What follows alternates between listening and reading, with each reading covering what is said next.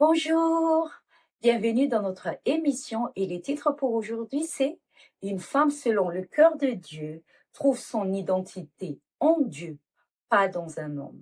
Nous vivons dans une société qui met une pression constante sur les femmes. À un certain âge, on te demande, tu n'es toujours pas mariée? Puis quand tu te maries, alors c'est pour quand le bébé? Après le premier enfant, il lui faut un petit frère ou une petite sœur. Et lorsque tu as des enfants, la société trouve encore une autre chose à attendre de toi. Au final, comme si une femme devrait toujours atteindre une nouvelle étape de sa vie pour prouver son identité et sa valeur. Pourtant, la Bible nous enseigne une toute autre chose.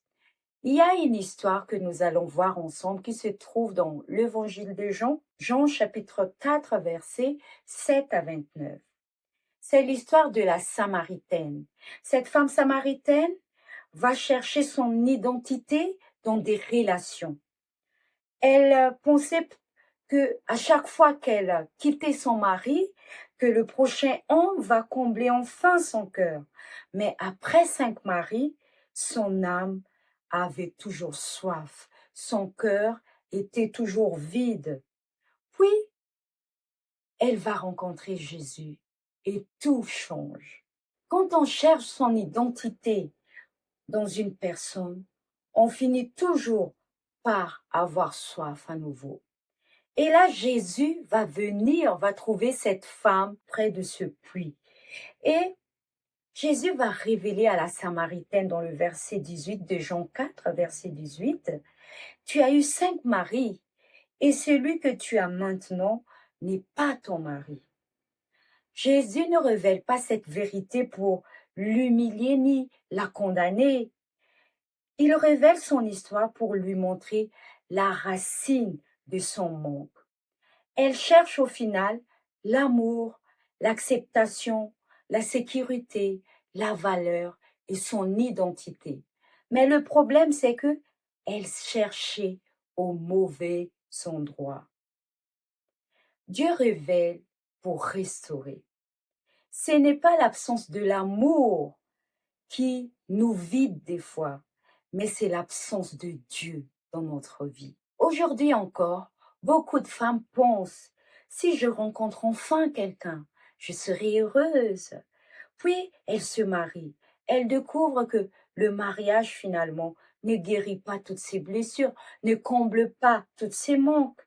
Certaines pensent, quand j'aurai un enfant, je serai enfin épanouie. Puis elles réalisent qu'aucun enfant ne peut porter le poids de donner une identité à sa mère. Une relation, c'est une bénédiction. Une relation n'est pas là pour combler un vide ou réparer quelque chose. La femme samaritaine avait connu plusieurs hommes. Pourtant, son cœur était resté vide.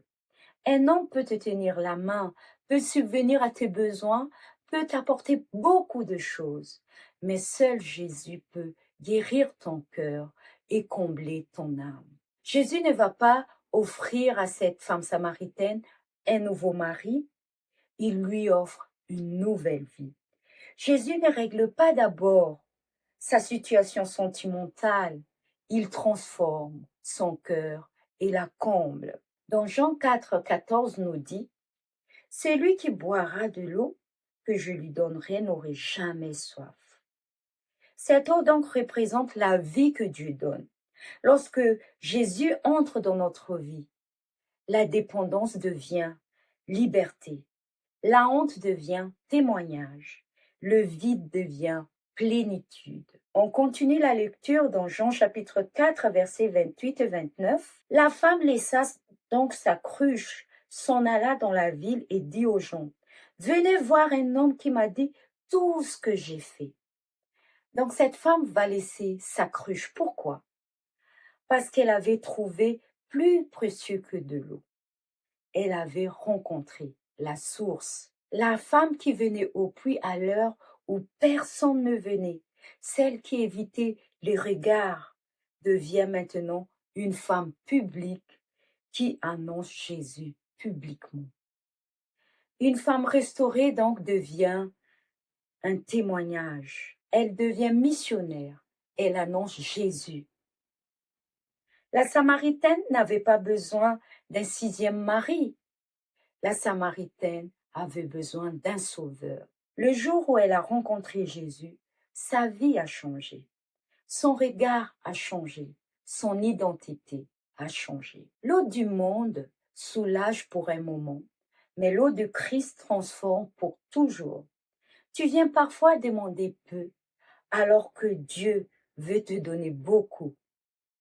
La femme qui venait chercher de l'eau est repartie avec une source. Une femme selon le cœur de Dieu ne cherche pas quelqu'un pour combler son vide. Elle laisse d'abord Dieu remplir son cœur. Alors si Dieu lui donne un mari, elle l'aime sans en faire une idole. Si Dieu lui donne des enfants, elle les élèvera sans faire d'eux sa raison de vivre.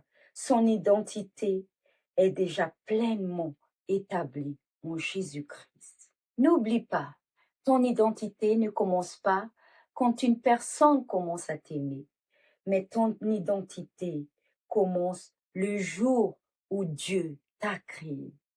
Je te donne rendez-vous encore lundi prochain. À bientôt!